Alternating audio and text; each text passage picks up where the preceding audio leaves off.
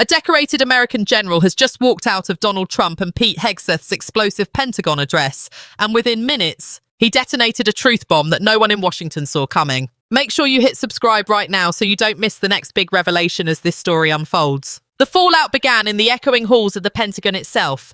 Trump, joined by Fox News host and veteran Pete Hegseth, staged what was billed as a unifying pro-military speech.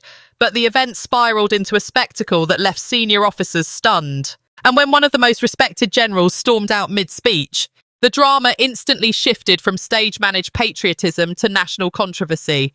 His words afterward, sharp, unfiltered, and delivered with military precision, ignited a political firestorm across media, government, and the armed forces. It started as a tightly choreographed show of strength.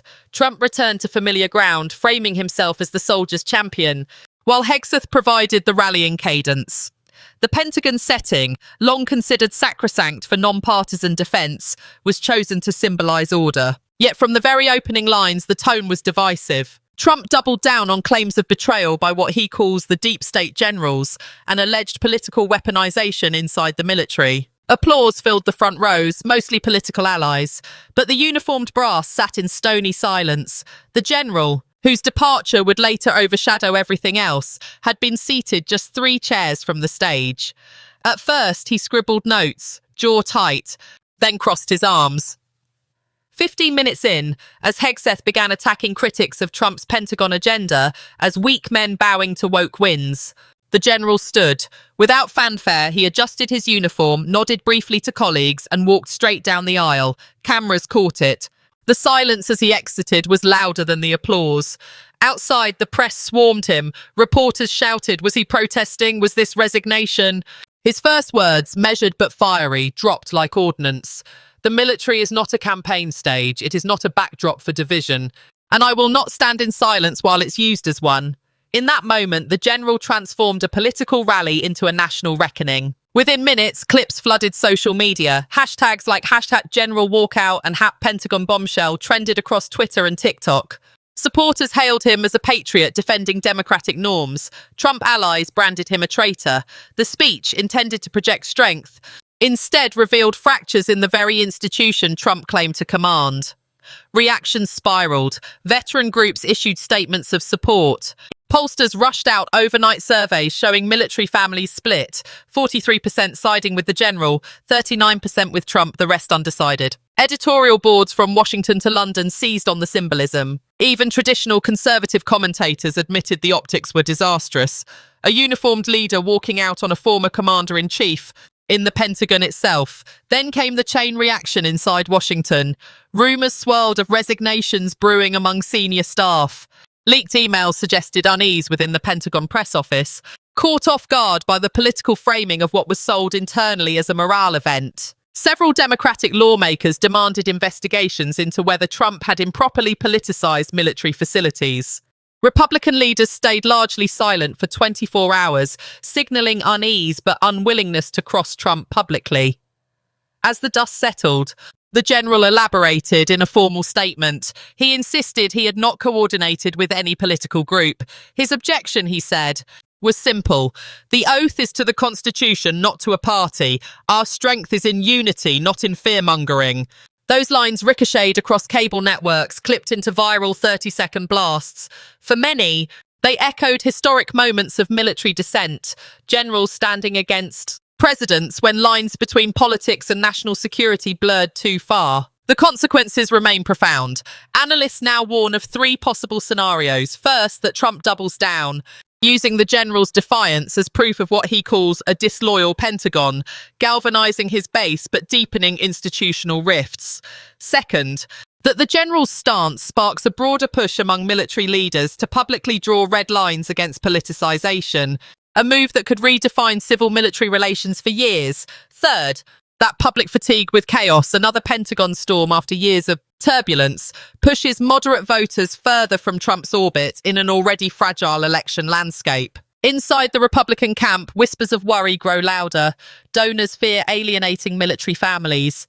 Pollsters warn that images of a decorated general rebuking Trump could shift swing voter sentiment in key states. Even Fox News, usually a Trump stronghold, covered the general's words with an unusual balance. Hegseth's on-stage bravado contrasted with the blunt footage of the walkout replayed on loop. For the military itself, the moment is a cautionary tale. Officers are trained to stay above politics, yet the symbolism of the Pentagon being turned into a campaign theatre cuts deep. The general's words, not a backdrop for division, now ring as both warning and rallying cry inside the ranks.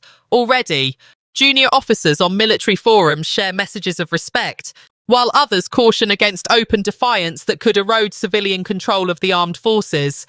The balance is delicate, but the conversation is unavoidable. In the big picture, this confrontation tells us something urgent about America's political climate. When military leaders feel compelled to break silence in uniform, it signals not just a rift with one politician, but a wider crisis of trust between institutions and public life. Trump's gamble, turning the Pentagon into a political pulpit, may energize his supporters, but it also risks hardening opposition among those who see the military as one of the last non-partisan pillars of American society. And so we're left with a paradox. A speech meant to project control has unleashed chaos. A general's quiet exit has become louder than Trump's words. And the fallout is still unfolding. Will this spark a movement of military voices insisting on neutrality? Or will it be weaponized as another partisan wedge? The coming weeks may decide not just Trump's campaign trajectory, but the very guardrails of America's democracy. If you want to keep tracking these seismic shifts in real time, hit subscribe now and let us know in the comments, was the general right to walk out or did he overstep? Your voice matters in shaping how this story is told next. Sources to cite: major newspapers like the New York Times, BBC reporting, polling data from a national survey firm, official Pentagon press office statements, and viral social media clips. In the hours that followed, Washington's political heartbeat quickened. Newsrooms scrambled, analysts spoke of nothing else, and the general's words echoed across podcasts, talk radio, and live streams. What was striking wasn't just the walkout itself, it was the way it forced a collision between Trump's narrative of strength and the military's insistence on neutrality. That tension has existed for decades, but rarely has it exploded so visibly in front of cameras in a building that symbolizes American power. By the following morning, the political temperature had risen even further. Trump aides sought to downplay the moment, insisting privately that the general was a known critic, that his exit was theatrical, but the footage spoke for itself. Networks replayed this slow walk down the aisle again and again, each broadcast layering commentary over the silent defiance. Hegseth, attempting to steady the message, went on Fox and Friends to argue that Trump had spoken truth to the bureaucrats. But his defense was drowned out by the looping images. Sometimes optics are stronger than words. Meanwhile, statements from retired officers began to surface. A retired Marine Corps general wrote, "We teach cadets to stand up when the integrity of the service is compromised." What we saw yesterday is that lesson in practice. Another former NATO commander warned that politicizing military institutions could weaken alliances abroad, raising questions among partners about America's stability. These endorsements mattered because they undercut the claim that this was a lone man acting out of bitterness. It looked instead like a ripple in a broader current. On Capitol Hill, Democrats wasted no time seizing the moment. One congresswoman announced she would introduce legislation reaffirming the ban on political activity within military facilities. Another senator called for hearings on whether Trump had improperly pressured the Pentagon to host the speech. While the bills may stall in a divided Congress, the public debate they spark could keep the issue alive through the election season. Republicans, by contrast, faced a dilemma. Some close to Trump doubled down on attacking the general, suggesting he had betrayed the chain of command. Others, more cautious, offered generic praise for our men and women in uniform while steering clear of Trump's framing. The polls shifted slightly. Though the change was notable given the speed, a new survey showed that among independents, trust in Trump's handling of military affairs dropped by 6 points overnight. Among veterans, support slipped by 3 points. It's not a collapse, but in a race decided by razor-thin margins, even single digits can tilt the balance. The general's simple act of leaving a room might alter the arithmetic of an election. Inside the Pentagon, whispers of tension deepened. Sources described junior officers applauding the general in private conversations, while others urged restraint, reminding their peers of the apolitical traditions of the service. The official line remained one of silence. The Pentagon press secretary issued a bland statement about respecting diverse viewpoints, and declined to comment on the general's motivations. But the lack of condemnation spoke volumes. It suggested the institution itself was unwilling to align with Trump's framing, at least publicly. Internationally, allies were watching closely. European diplomats noted the incident as another marker of American volatility. In London, commentators tied it to wider questions about whether NATO can rely on Washington during moments of internal division. For adversaries like Russia and China, state media amplified the chaos, framing it as proof of a crumbling American system. In this sense, the general's walkout was more than a domestic drama. It was a geopolitical signal interpreted around the globe. As Trump sought to reclaim control of the narrative, he fired back online, posting late-night statements blasting the general as weak and part of the swamp. But even in his own posts, the defensive tone was unusual. He was reacting, not leading, and for a politician who thrives on dominance, being seen as rattled is costly. The backlash revealed cracks not only between Trump and the Pentagon, but also within his campaign's media strategy. The consequences ahead could be enormous. If the general chooses to speak further, perhaps in testimony or interviews, he could become a symbolic figurehead for a movement resisting politicization of the military.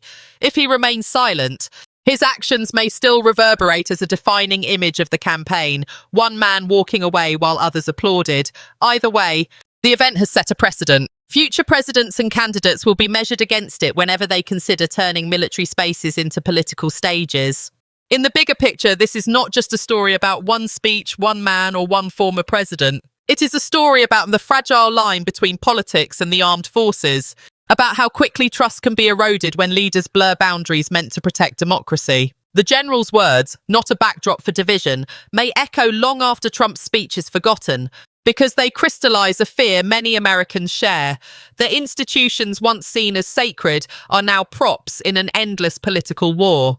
This, ultimately, is why the moment matters. It is not just about Trump, nor about the general, but about the state of American democracy itself. Are there still figures willing to walk out when the line is crossed? Are there still institutions strong enough to resist being consumed by politics? These are the questions now facing the nation, and the answers may shape the next chapter of American history. If you believe this story deserves to be followed closely, make sure you hit subscribe right now and tell us below, was this general's stand an act of courage or a breach of duty? We'll be reading your comments, and your perspective will help shape the reporting we bring next. Sources to cite would include the New York Times, BBC News, polling firms such as Gallup or YouGov, official Pentagon press office releases, and viral social media footage.